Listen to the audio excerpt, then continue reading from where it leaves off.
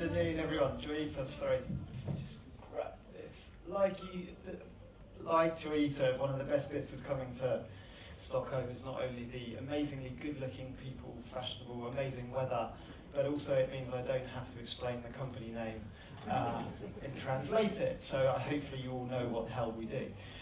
The other thing is I've stolen even your Swedish colours for the logo as well. So I thought you might as well go the whole hog and just take it all. The good thing in the UK, no one has a clue, so it's really proprietary and really cool. So, unlike Joita, who's super techie, I'm more property, less techie. So this is the extent of my presentation on slide. Unfortunately, you're going to have to listen to me talking. But in short of it, we're going to just be running through, obviously, offices, a quick snapshot about the whole sector and where I really think and why I'm so excited about the whole prop tech, having met Magnus a number of times and chatted about it all the time, is that I think really now we're in this unique moment where the office market in particular is just purely ripe for change and disruption.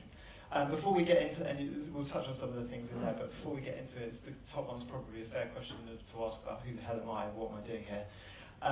So a quick bit of background. I've been in the commercial real estate industry for just under 10 years, all of that predominantly based in London with CBRE, 5-6 years in the central London office market, and then a year out in Shanghai, over in China as well. It wasn't rocket science to sort of see during that period as well. There was a real sort of whole cultural economic, social shift, what people wanting from their office spaces, the rise in everyone wanting to start their own startups, all this sort of stuff. And it was really exciting. We were just sat at our desks and there was just more and more startups coming across, and we're like, dude, my co-founder and I, and we're just like, there's no one out there. There's no one out there looking after these startups, scale-ups, new businesses to try and find them these new interesting office spaces. We tried to do it internally at CBRE, loved them to bits. Didn't quite work. Like the old saying, it's like turning an oil tanker, and we wanted to try and be a bit of a speedboat. So we left, set up Kontor, with the primary aim of finding amazing office space for awesome companies. We've done it since 2014, 3.5 years. We've found over 1.5 million square feet, which is, I think you guys work in square meters, which is about 150,000 odd. Over 300 clients, won a few awards in the UK, which is lovely, but it's working with everyone from small startups, 1 to 2 desks, all the way up to big multinationals, iZettle, a couple of billion-dollar fintech companies in the UK, Monzo, Revolut, Virgin, Media, Jaguar Land Rover, these types of clients, just to find them some new interesting space. And the hope is, as a business, look, we want to double in size with 15 people. We want to double in size in the next year or two, expand into New York, international markets across Europe and stuff. Now, all of this sounds like we're here on a tech conference, right? This sounds very linear. This just sounds like a typical brokerage model, and to be fair, it is. And that sort of leads me on to the next point. It's like, the amount of times I've been told the death of the agent. I mean, if I'd had 100 krona for every time I'd had heard that saying, Magnus, I'd be in the archipelago on my boat rather than stood here with all sort of due respect. But I think that there's a lot of reasons behind that, and there's a couple that I'll touch on. Is in the UK especially, and I'm not saying that's the case here. I don't know the Swedish market as well, but in the UK, in New York, America, etc., there hasn't been a simple marketplace that's tech platform that has been able to encompass all. 2 reasons. One, you've got the incumbents, CBs, Jones Lang, Cushman's and Wakefield. Now, it's kind of like it's kind of like the turkey that voted for Christmas. Why would I ever give my data to anyone else, right? So it's very unstructured data. Just think of all the little different lists of properties, all the different spaces, all the different variables, etc. God knows CoStar have tried. They've done all right in the States, they haven't done so well in Europe, and so much so the big incumbents are obviously building and protecting that moat even further by hooking up and building their own sort of research database in the UK using EGI research sort of platform. But the second biggest thing, and I think it really stands us in good stead, and why, and we're hearing this from the horse's mouth, is very much down to risk.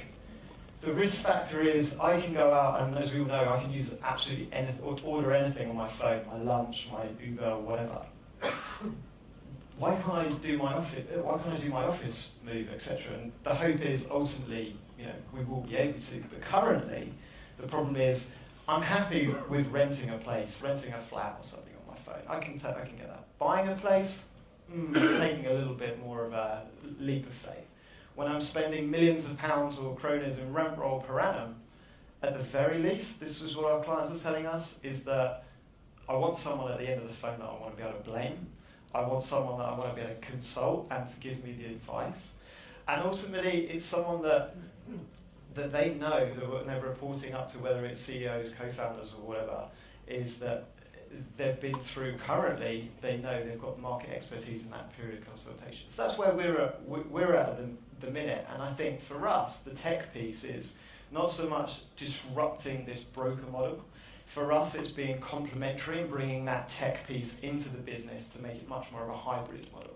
So what do I mean by that is bringing in AI in terms of bots, bringing in VR 360, bringing in blockchain to process leases and data and stuff. None of that's rocket science. It's coming. I think we're making sort of small strides, fast strides, but trying to sort of get there. And you're seeing it a lot more in the residential market. So you're probably familiar maybe with some of the UK companies, Purple Bricks, eMove, just bought another company I saw this morning for 100 million UK sterling. They're the hybrid type model in the residential market. In the US, it's the likes of Compass, who $1 billion residential kind of agency, combining the best of both worlds with real people and technology. And you're seeing it as well coming into the commercial real estate sector. So a company over in the US, friends of ours, called The Square Foot as well. Check them out, they're really good guys. Just raised $7 million.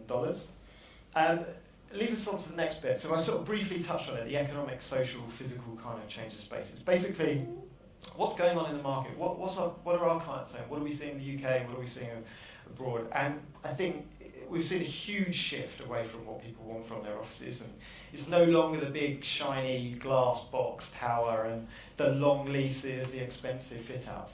Every single day we get asked by our clients for offices on demand as much as possible, flexibility, all inclusive, fit out included obviously in that.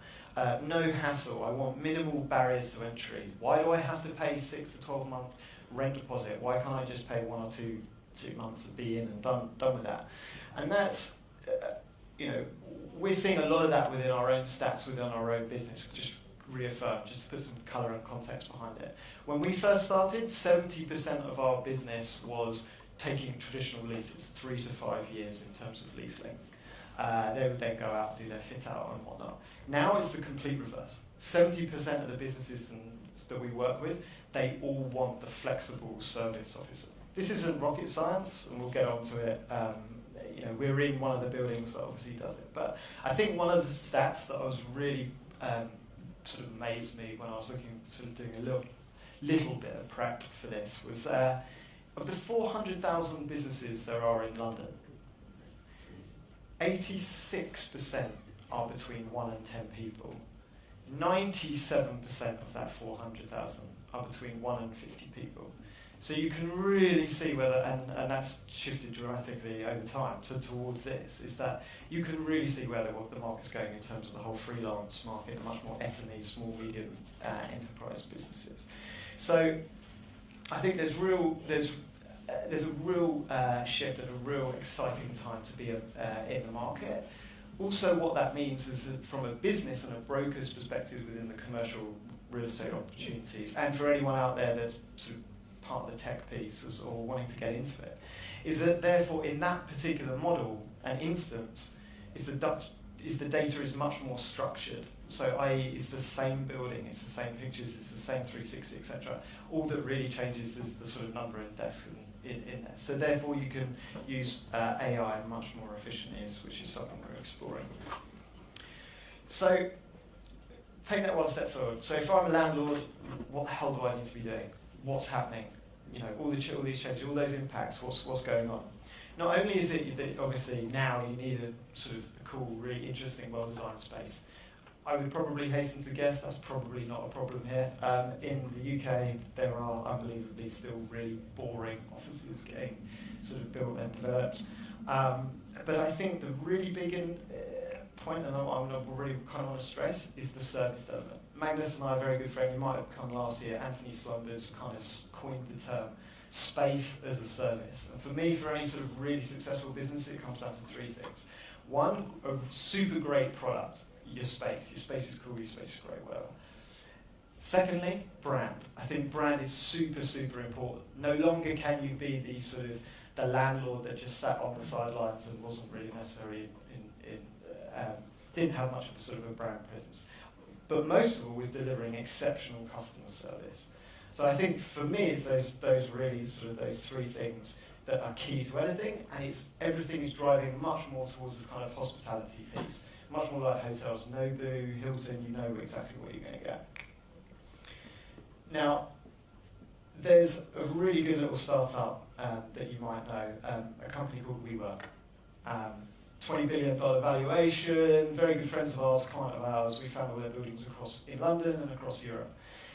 They're doing great things in this particular market. They've just acquired another 1 million square feet in London, taking their total to 2 million square feet in London. Oh, and they want more space. Scary, right? So if I'm sat there as a landlord and you might think, well, that's fine, I've done a 20-year lease to those guys, therefore I don't need to worry about it, I'll take the rock, in my opinion.